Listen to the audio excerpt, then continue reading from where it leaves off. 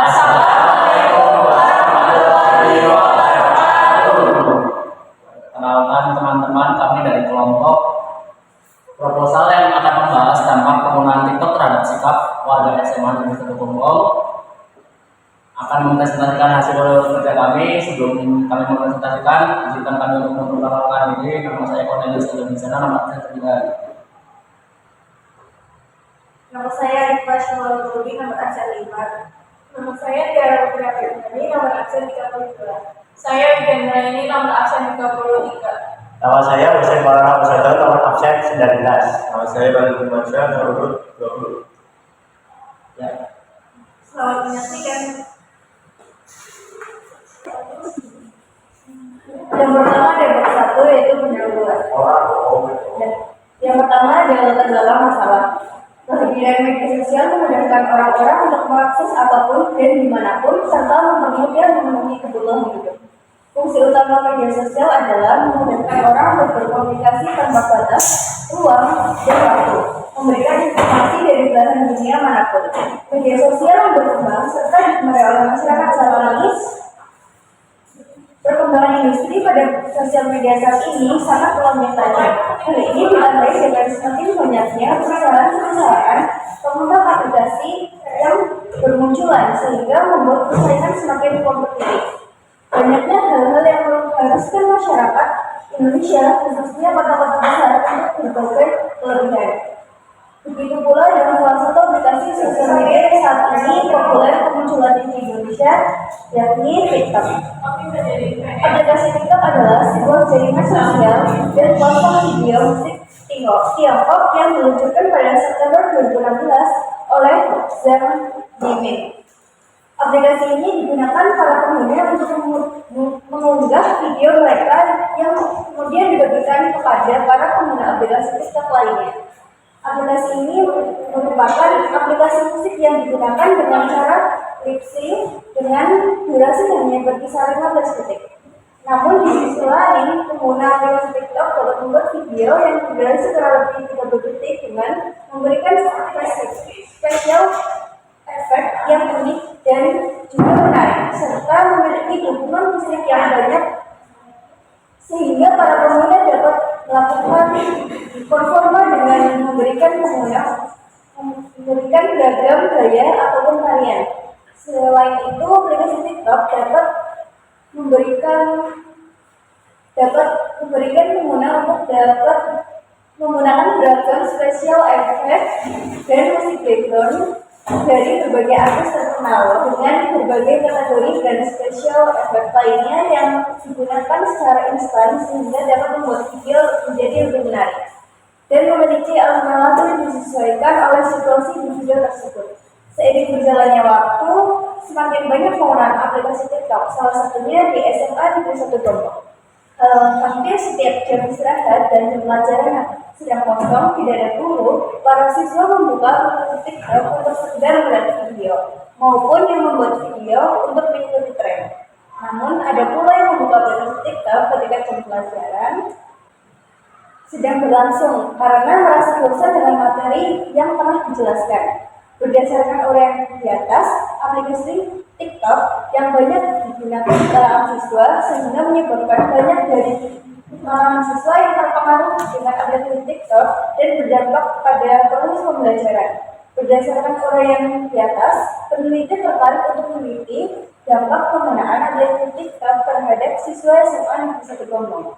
Dengan harapan setelah melakukan penelitian ini, peneliti mampu menjawab masalah bagaimana mengetahui perilaku belajar siswa-siswi SMA Negeri 1 Bonggol yang kecanduan aplikasi TikTok, sehingga permasalahan siswa yang berhubungan dengan TikTok bisa diminimalisir. Lalu kita beranjak ke perumusan masalah. Nah, ada pertanyaan yang muncul setelah teori yang dijelaskan oleh Arifah tadi, yaitu yang pertama adalah bagaimana agar para siswa tetap terfokus pada pelajaran yang sedang dilaksanakan, dan bagaimana peran orang tua dan guru terhadap dampak penggunaan aplikasi TikTok terhadap para siswa. Lalu yang terakhir itu adalah langkah apa yang akan dilakukan oleh para siswa untuk membatasi diri terhadap penggunaan aplikasi ini. Nah, tujuan dari penelitian ini yaitu ada 3. Yang pertama adalah membantu para siswa untuk tetap fokus dalam kegiatan pembelajaran. lalu memberikan solusi bagi orang tua dan guru yang bingung tentang apa yang harus dilakukan untuk pembimbingan putra putrinya. Lalu yang terakhir adalah mengajarkan para siswa terhadap betapa buruknya aplikasi ini jika digunakan secara berlebihan. Lalu lanjut ke manfaat penelitian. Berdasarkan tujuan penelitian di atas, penelitian ini dapat memberikan manfaat secara teoritis dan manfaat praktis. Manfaat teoritisnya ada penelitian ini bisa digunakan sebagai bahan referensi. Penelitian ini bisa diambil sisi baiknya untuk diterapkan pada kehidupan. Penelitian ini bisa digunakan sebagai bahan pengolahan dan kajian penelitian selanjutnya. Dan manfaat praktis yaitu pertama, penelitian ini diharapkan dapat bermanfaat untuk pembaca dan dapat menambah pengetahuan yang baru bagi penulis. Yang kedua, guru dan orang tua diharapkan dapat menambah wawasan dan pengetahuan baru tentang penggunaan aplikasi, terutama TikTok, terhadap para siswa, sehingga guru dapat bekerjasama dengan orang tua untuk membantu mengawasi anak. Lalu yang terakhir adalah menambah wawasan baru dan pengetahuan baru tentang bagaimana penggunaan aplikasi, terutama TikTok, terhadap karakter siswa, sehingga siswa bisa lebih bijak dalam menggunakan sosial media dalam kegiatannya sehari-hari. Ya, lanjut ke bab kedua yaitu tinjauan usaha. Aplikasi relevan sebelumnya sudah terdapat beberapa penelitian serupa yang mengaitkan media sosial dengan karakter sopan santun anak.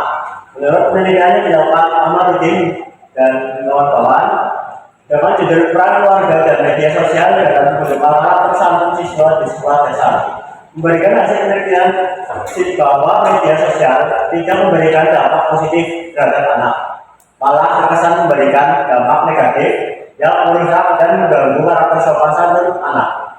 Banyak kasus yang menunjukkan lunturnya karakter santun di kalangan siswa di sekolah dasar akibat kurangnya perhatian keluarga terhadap sikap dan perilaku anak juga akibat pengaruh negatif yang ditimbulkan oleh media sosial.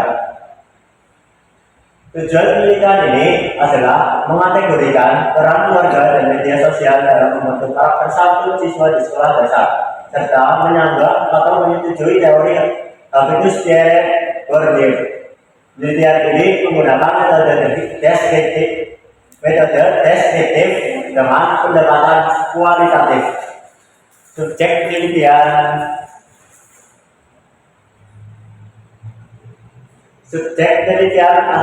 adalah 4 siswa kelas 5 sekolah dasar Supriyadi dan sekolah dasar di Medana, Semarang beserta orang tua mereka. Pengumpulan data menggunakan teknik wawancara, observasi, dan dokumentasi. Analisis data menggunakan teknik induktif interaktif. Begitupun pada penelitian yang dilakukan oleh Valiana dan kawan-kawan dengan judul dampak penggunaan aplikasi TikTok terhadap perkembangan karakter siswa kelas 6 min 1 Aceh Utara, menyimpulkan hasil penelitian bahwa TikTok menyumbangkan dampak negatif terhadap karakter anak, yaitu adab sopan santun terhadap orang tua dan pemarah, malas belajar, membuat konten negatif, dan menghabiskan waktu berjam-jam untuk bermain TikTok. Penelitian ini menggunakan metode kualitatif dengan pendekatan analisis deskriptif. Subjek penelitian terdiri atas 4 siswa, 4 orang tua siswa kelas 5 di Sekolah Dasar Supriyadi Semarang, juga 4 orang tua siswa kelas 5 di Sekolah Dasar Islam di Madana Semarang. Teknik pengumpulan data menggunakan wawancara mendalam, observasi, dan dokumentasi. Tujuan penelitian adalah pengawasan dan bimbingan dari orang tua dan guru agar anak tidak kecanduan media sosial. Untuk membangun karakter sopan santun, guru dan orang tua sudah berupaya untuk menanamkan karakter baik pada anak. Upaya yang mereka lakukan diantaranya memberikan nasihat, contoh teladan, kebiasaan, dan juga pemberian punishment jika anak berperilaku buruk, dan reward jika anak berperilaku baik. Dalam penelitiannya dilakukan Mary Zabutri dengan judul dampak kecanduan media sosial TikTok terhadap perilaku belajar mahasiswa bimbingan konseling Kiai Batu Sangkar menyimpulkan hasil penelitian bahwa dalam proses perkuliahan mahasiswa menggunakan aplikasi TikTok sebagai media hiburan yang digunakan ketika waktu luang. Hal tersebut menjadikan sikap mahasiswa merasa malas dalam belajar. Lalu sikap mahasiswa dalam menyelesaikan tugas di rumah di mana mahasiswa sering merasa bosan dan jenuh. Tujuan dari penelitian ini adalah mengetahui dampak kecanduan media sosial TikTok terhadap perilaku belajar mahasiswa dalam proses perkuliahan. Penelitian ini menggunakan metode kualitatif yang bersifat deskriptif, yaitu suatu cara penelitian yang berusaha mengungkapkan fenomena dan cara mengumpulkan data di lapangan sesuai dengan apa adanya melalui wawancara. Nah, beberapa penelitian di atas memiliki persamaan dan perbedaan dengan penelitian yang dilakukan. Persamaan dari ketiga jurnal yang telah kami jadikan referensi adalah sama-sama membahas tentang masalah dampak penggunaan media sosial, terutama TikTok, terhadap performa belajar dan karakter siswa di sekolah.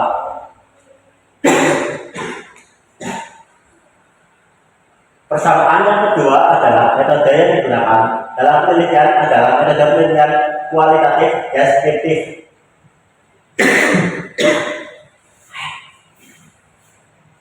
Sementara perbedaannya terdapat pada bagian subjek, di mana pada jurnal pertama subjek yang dibahas yaitu siswa dan orang wali siswa. Jurnal kedua subjek yang dibahas siswa dan wali kelas.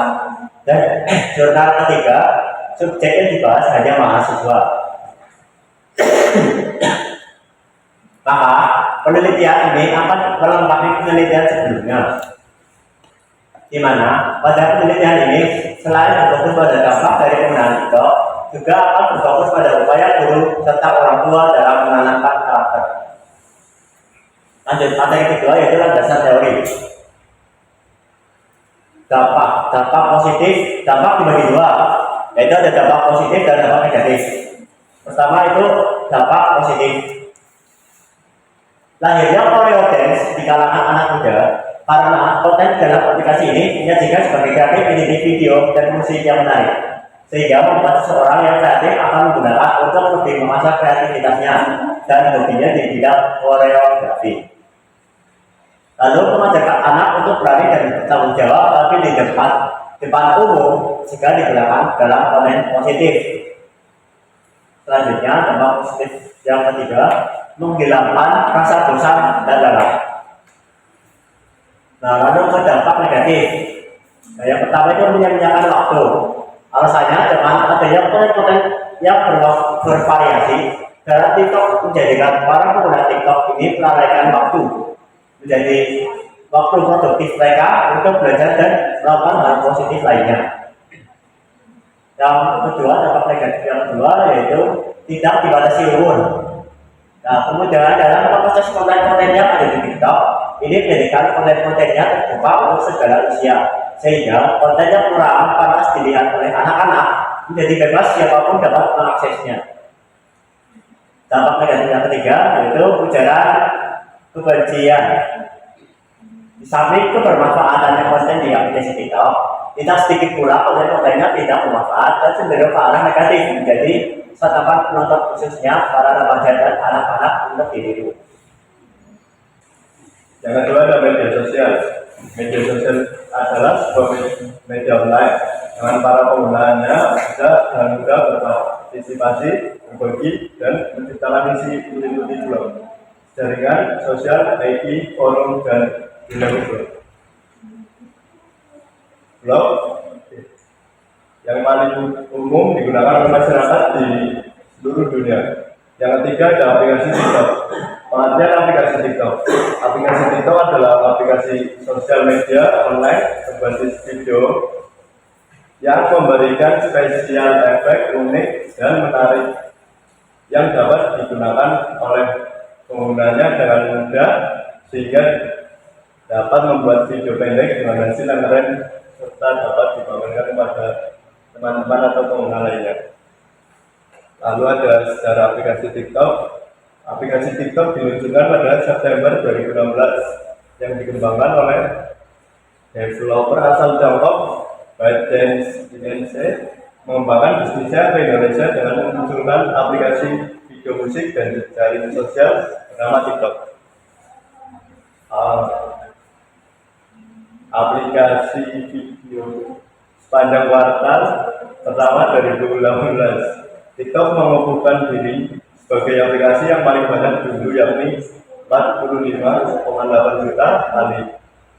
Menurut kutipan Fatima Kartini Bohang, pada tahun 2018, jumlah ini mengalahkan aplikasi populer yang lain seperti YouTube, Facebook, WhatsApp, Messenger, dan Instagram. Mayoritas dari pengguna aplikasi TikTok di Indonesia sendiri adalah anak milenial usia sekolah atau bisa dikenal dengan generasi Z. Namun aplikasi ini juga pernah diblokir pada 3 Juli 2018. Kemenkominfo telah melakukan pemantauan mengenai aplikasi ini selama sebulan dan mendapati banyak sekali laporan yang mengeluh tentang aplikasi ini, terhitung sampai tanggal 3 Juli tersebut. Laporan yang masuk mencapai 2.853 laporan. Pada awal diluncurkannya aplikasi ini sampai sekarang, aplikasi ini dikenal banyak oleh orang, terutama anak-anak milenial, anak usia sekolah. Banyak sekali konten-konten yang tidak pantas untuk dilihat dan ditiru oleh anak-anak di bawah umur, anak milenial, maupun anak generasi Z. Pada saat awal dimunculkannya aplikasi TikTok, banyak sekali remaja tanggung atau anak-anak milenial yang membuat video dengan goyang-goyang dengan musik DJ atau dangdut terkini. Pada saat ini juga banyak anak-anak yang terkenal karena pembuatan videonya. 3. Faktor yang mempengaruhi penggunaan aplikasi TikTok. Menurut Juliana, dalam penggunaan TikTok terdapat 2 faktor, yaitu faktor internal dan eksternal. Faktor internal seperti perasaan, sikap, dan juga karakteristik individu. Prasangka, keinginan atau harapan, perhatian, proses belajar, keadaan fisik, nilai, dan kebutuhan dominan dan motivasi. Sedangkan faktor eksternal seperti latar belakang keluarga, informasi yang diperoleh, pengetahuan dan kebutuhan sekitar, intensitas, ukuran, perlawanan, hal baru, dan familiar atau ketidakasingan suatu objek. Faktor internal mempunyai faktor yang berasal dari dalam diri sendiri seperti perasaan. Menurut Ahmadi, perasaan adalah keadaan rohanian atau peristiwa kejiwaan yang dialami dengan senang ataupun tidak senang dalam suatu hubungan dengan peristiwa mengenal dan bersifat subjektif. Menurut Ahmadi, perasaan merupakan faktor internal yang mempengaruhi penggunaan aplikasi TikTok. Karena menurutnya, jika perasaan atau jiwa seseorang yang menyukai atau tidak senang dengan penggunaan aplikasi TikTok ini, maka seseorang tersebut tidak akan menggunakannya. Yang kedua, faktor eksternal. Adanya aplikasi TikTok, orang-orang memperoleh informasi dari berbagai video seperti kejadian yang bersifat video, contohnya kapal tenggelam atau dalam bentuk rekaman lainnya. Dengan begitu cepat informasi kejadian tersampaikan kepada pengguna lain. Nasrullah mengatakan bahwa informasi yang menjadi identitas media sosial karena media sosial mengkreasikan representasi identitasnya, memproduksi konten dan melakukan interaksi berdasarkan informasi. Jadi informasi yang adalah sesuatu yang sangat berpengaruh dalam penggunaan aplikasi TikTok. Jika seseorang tidak mendapatkan informasi tentang TikTok, kemungkinan mereka tidak mengenal aplikasi TikTok, bahkan sampai menjadi penggunanya. Maka dari itu, informasi dikatakan penting dalam penggunaan aplikasi TikTok. Pengaruh dari media sosial yang merupakan bagian dari media informasi, salah satunya adalah dapat mengaruhi pengetahuan seseorang. Jadi dengan informasi juga seseorang bisa terpengaruh pengetahuannya mengenai media sosial seperti TikTok. Dan juga ada kerangka berpikir. Dampak penggunaan aplikasi TikTok terhadap siswa SMA Negeri 1 Bogor. Ada dampak negatif dan juga dampak positif. Yang pertama, dampak positifnya yaitu lebih mengasah kreativitasnya dan hobinya di bidang koreografi. Dua, mengajarkan anak untuk berani dan bertanggung jawab di depan umum. Ketiga, ada menghilangkan rasa bosan dan lelah. Lalu dampak negatifnya, yang pertama menyanyiakan waktu, kedua tidak dibatasi umur, dan juga ujaran kebencian. Selanjutnya, bab 3 ada metode penelitian. Yang pertama, jenis penelitian. Jenis penelitian yang digunakan dalam penelitian ini adalah penelitian kualitatif. Menurut Satori, menyatakan bahwa penelitian kualitatif adalah pendekatan penelitian yang menjawab permasalahan penelitian, memerlukan pemahaman secara mendalam dan menyeluruh sesuai dengan objek yang mau diteliti. Untuk menghasilkan kesimpulan-kesimpulan penelitian dalam konteks waktu dan situasi yang disambungkan. Pendapat lain dari Sugiono, metode penelitian kualitatif merupakan metode penelitian yang digunakan untuk meneliti pada kondisi objek yang alamiah, di mana penelitian adalah sebagai instrumen kunci teknik pengumpulan data dilakukan secara triangulasi atau gabungan. Analisis data bersifat induktif dan hasil penelitian kualitatif lebih menekan makna daripada generalisasi. Sedangkan metode studi literatur adalah serangkaian kegiatan yang berkenaan dengan metode pengumpulan data pustaka, membaca dan mencatat, serta mengolah bahan penelitian. Dari pendapat beberapa ahli, dapat disimpulkan bahwa penelitian pustakaan kualitatif adalah penelitian yang digunakan dengan cara membaca, mencatat, dan mengolah bahan penelitian yang diambil dari data pustaka, yang nantinya akan menghasilkan data berupa kata-kata. Yang kedua ada sumber data. Menurut Kaufman, sebagaimana yang telah dikutip oleh si General dalam bukunya yang berjudul Penelitian Kualitatif edisi revisi.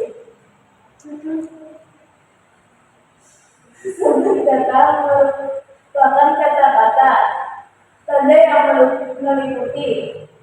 Pertama, data primer diperoleh melalui informasi para siswa yang menggunakan aplikasi TikTok.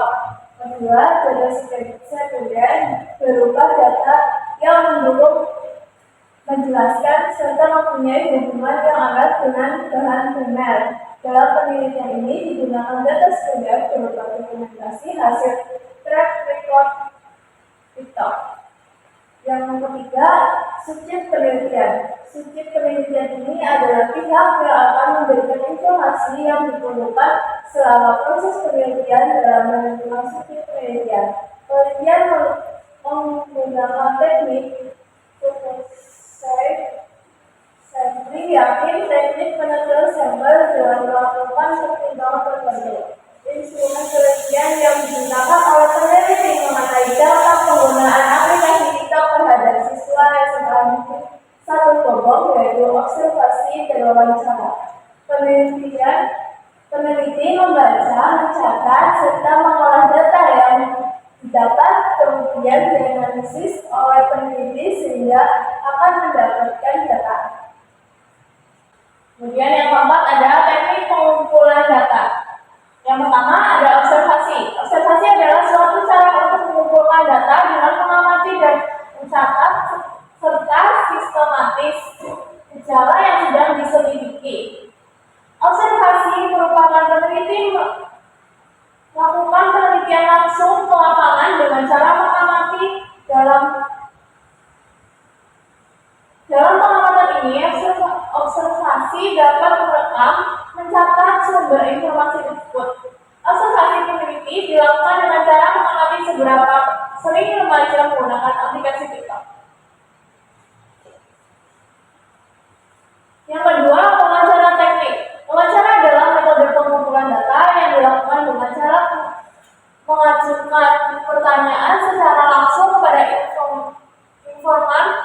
menjadi objek penelitian. Teknik wawancara yang digunakan dalam penelitian ini adalah wawancara biasa dan wawancara secara mendalam, yaitu dengan tatap muka secara intens, memperoleh keterangan dan informasi dengan tanya jawab. Yang kelima, ada teknik analisis data. Analisa data adalah upaya peneliti untuk mencapai dan menambah secara sistematis catatan hasil wawancara observasi dan yang lainnya untuk meningkatkan pemahaman dan wawasan menulis tentang kasus yang diteliti dan menjadikannya sebagai temuan bagi orang lain. Teknik pengolahan data yang dilakukan penulis pada penelitian ini adalah deskriptif kualitatif. Dalam proses analisis data yang dilakukan penelitian menggunakan model analisa interaktif terdiri dari 4 komponen, yaitu 1 pengumpulan data, 2 reduksi data, 3 sajian data, dan 4 penarikan kesimpulan. Pertama, pengumpulan data mengumpulkan data yang dilakukan dalam penelitian ini, yakni dengan melakukan wawancara dengan pengguna aplikasi TikTok sebagai subjek penelitian. Kedua, reduksi data merupakan upaya yang dilakukan peneliti selama analisis data dilakukan. Langkah reduksi data melibatkan beberapa tahap. Tahap pertama meliputi editing, pemotongan, dan meringkas data. Pada tahap kedua, peneliti menyusun mengenai berbagai hal seperti aktivitas serta proses sehingga peneliti dapat menemukan tema-tema dan pola data. Yang ketiga, penyajian data ini melibatkan langkah-langkah yang dianalisis benar-benar dilibatkan dalam satu kesatuan. Dalam penelitian ini, data-data yang sudah direduksi ke dalam beberapa kelompok indikator dikaitkan dengan data yang didapat dari subjek satu dengan subjek lainnya. Yang keempat, penarikan kesimpulan ini peneliti pada dasarnya mengimplementasikan prinsip induktif, mempertimbangkan pola-pola data yang ada dan atau kecenderungan dari display data yang telah dibuat. Peneliti dalam kaitan ini masih harus mengkonfirmasi, mempertajam, atau mungkin merevisi kesimpulan-kesimpulan yang telah dibuat untuk sampai pada kesimpulan final mengenai gejala atau realitas yang diikuti. Dalam penelitian ini, setelah data-data tersebut disajikan ke dalam beberapa uraian, maka selanjutnya akan ditarik kesimpulannya. Yang keenam, ada metode hasil analisis data. Hasil analisis data dalam penelitian ini disajikan dengan menggunakan metode penyajian formal dan informal. Metode formal adalah metode Sekian dari kami, kurang lebihnya mohon maaf. masalah